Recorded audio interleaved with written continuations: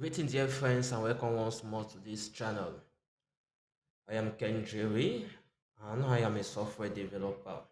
Today, we are going to be working on how to write a program to calculate a monthly salary for lecturers in a school. Before we get started, if you have not yet subscribed to this channel, make sure you hit the subscribe button below. So now I have launched my Visual Studio Code, which is the IDE I'm using for these classes. So the next thing I'm going to do, I'm going to create a file and then I'm going to write the algorithm of the problem, which will save like a guide to me.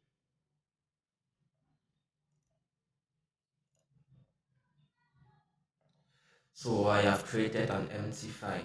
The next thing to do is to write the algorithm of the problem.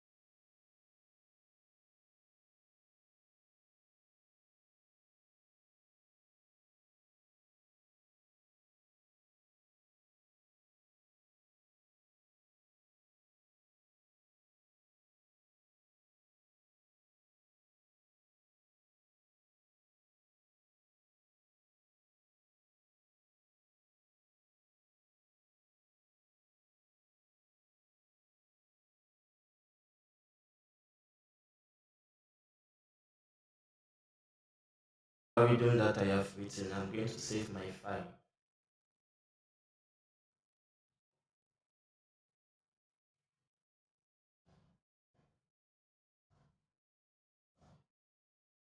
So I have saved my file. So for the steps in my algorithm, I'm going to prompt for and read the ask dot or by the teacher or lecturer. I'm going to prompt for and read the academic level of the lecturer. I'm going, if it's a doctor, then the salary will be the number of hours taught or times his hourly rate.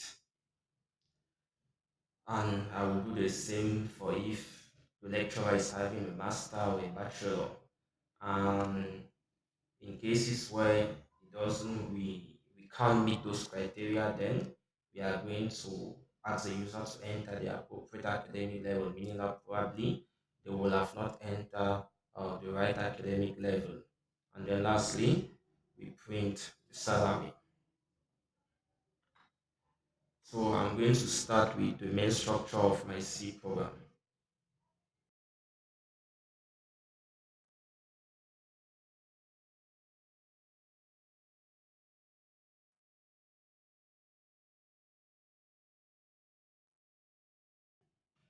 So that's the main structure of my C program.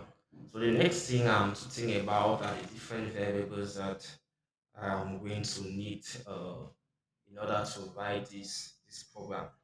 Looking at the algorithm, I am going to need a variable called as. I will need another variable called salary, and then I will need another variable of type string or character, which I will call academic level.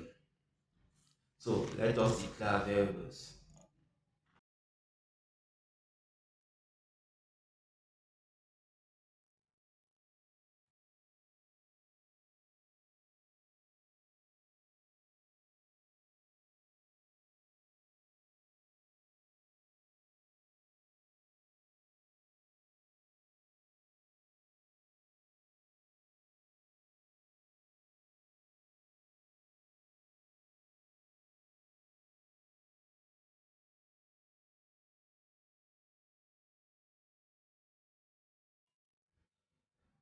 So you can see that I have declared three variables, two of type int and another variable of type character or string.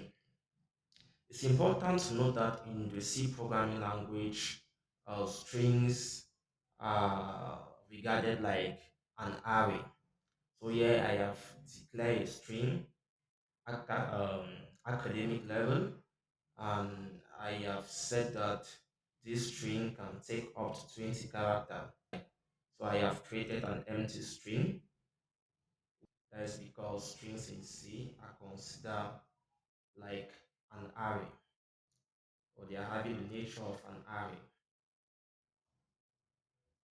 Next, I'm going to prompt the user to enter the academic level.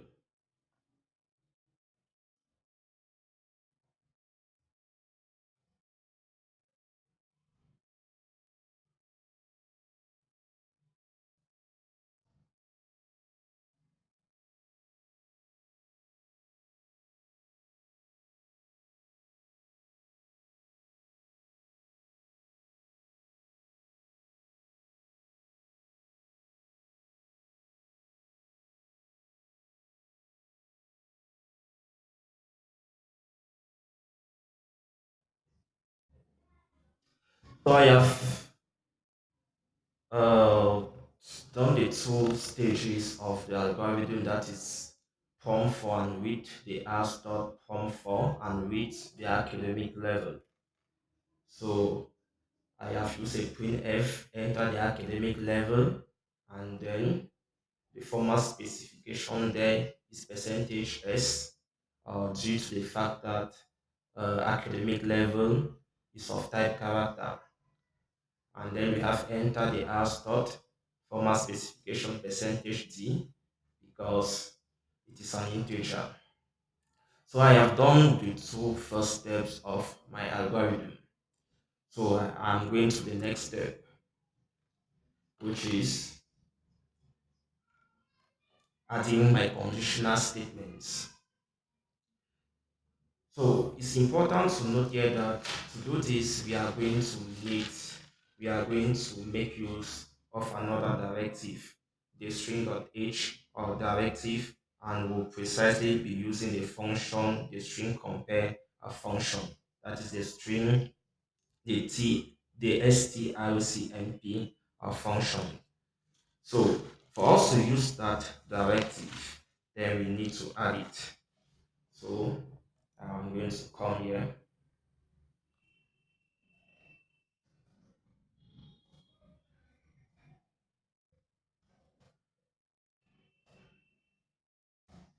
I have added the directive or the library that we'll need in order to write the next steps of our algorithm, or to program the next steps of our algorithm.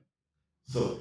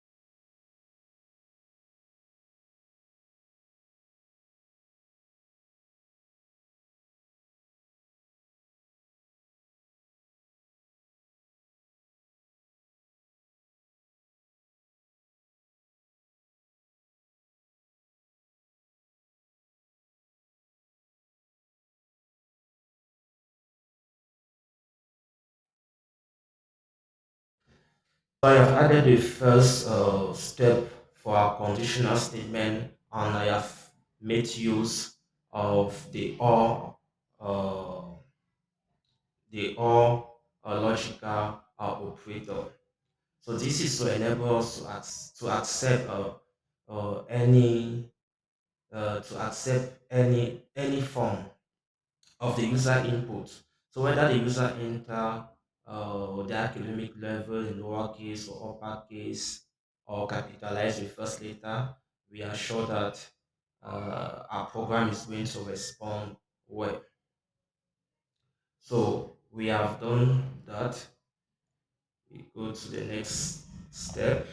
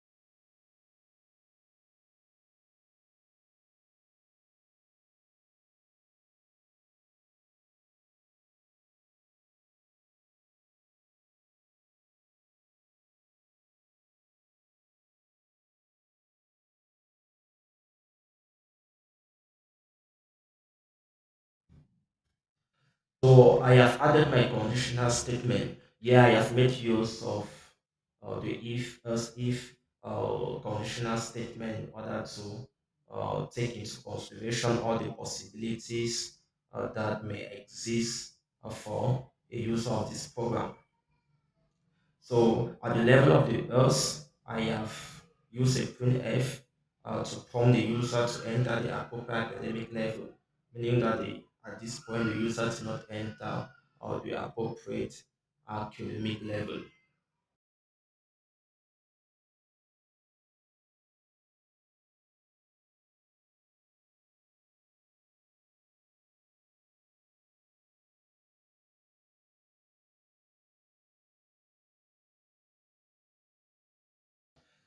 So our program is ready now. We just need to test it to see if it is working as expected. Remember that testing is a major step when you're writing a program. So you have to always test your program to ensure that it is behaving as expected. So let us build this program and test it.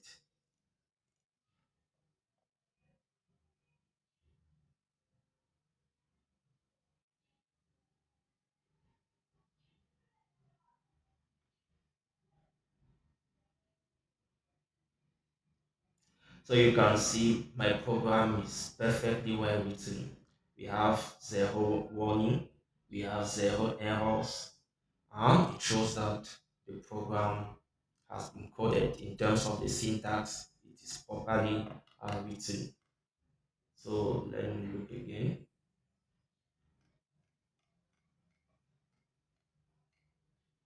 Oh, this is our program. So let's run it.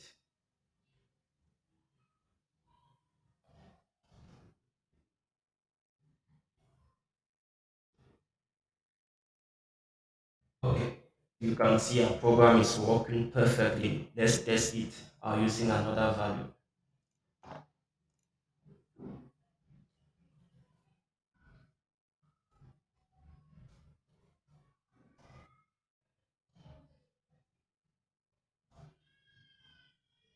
Wow, the program is working great. So this is how you can write a program to help to help the administration of a school or to quickly and efficiently calculate lecture hours for their lecturers or teachers. So thank you for watching and we meet in the next video.